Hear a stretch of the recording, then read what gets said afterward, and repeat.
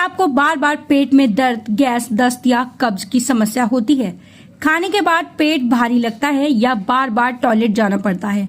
अगर हाँ, तो हो सकता है आप इरिटेबल बाउल सिंड्रोम यानी IBS से परेशान हो। ये एक ऐसा रोग है जिसे ज्यादातर लोग नजरअंदाज कर देते हैं। IBS एक ऐसा विकार है जिसमें पेट और आंतों के बीच के संचार में गड़बड़ी आ जाती है। इससे पेट अधिक संवेदनशील हो जाता है और खाने, इन्फेक्शन या तनाव का असर तुरंत दिखने लगता है। भारत में करीब 10% लोग इसका सामना कर रहे हैं और ज्यादातर को इसका पता भी नहीं होता। IBS के 4 प्रमुख प्रकार होते हैं। IBS-D जहां मुख्य रूप से दस्त और पेट दर्द होता है। IBS-C कब्ज के साथ पेट में ऐंठन। IBS-M कभी दस्त कभी कब्ज और दोनों एक साथ। IBS-U लक्षण स्पष्ट नहीं होते लेकिन परेशानी रहती है। IBS के सामान्य लक्षण हैं पेट दर्द या जलन, गैस और फूला हुआ पेट, बार बार टॉयलेट जाने की जरूरत, कब्ज या दस्त, मल में म्यूकस आना और ऐसा लगना कि पेट पूरी तरह से साफ नहीं हुआ है। खास बात यह है कि इन लक्षणों के बावजूद शरीर के अंदर कोई साफ बीमारी नहीं दिखती, ना कोई अल्सर, ना कैंसर।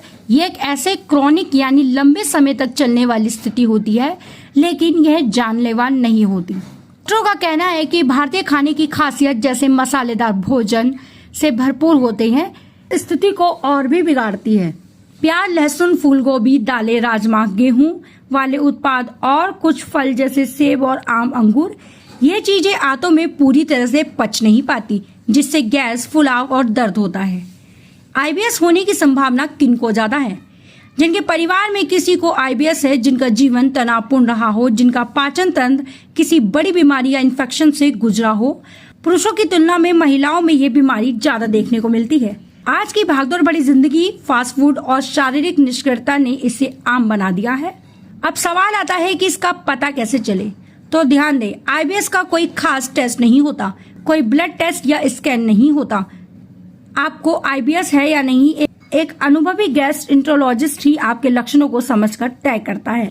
अगर आप IBS से जूझ रहे हैं तो घबराएं नहीं, कुछ आसान बदलाव आपको राहत दे सकते हैं। हाई फाइबर डाइट मिले, डेयरी कम करें, सोडा और गैस वाली चीजों को अवॉइड करें, लेकिन सबसे जरूरी है तनाव कम करना। IBS और दिमाग का सीधा संबंध है। IBS कोई गंभीर बीमारी नहीं है, लेकिन ये आपकी जिंदगी को जरूर प्रभावित कर सकती है।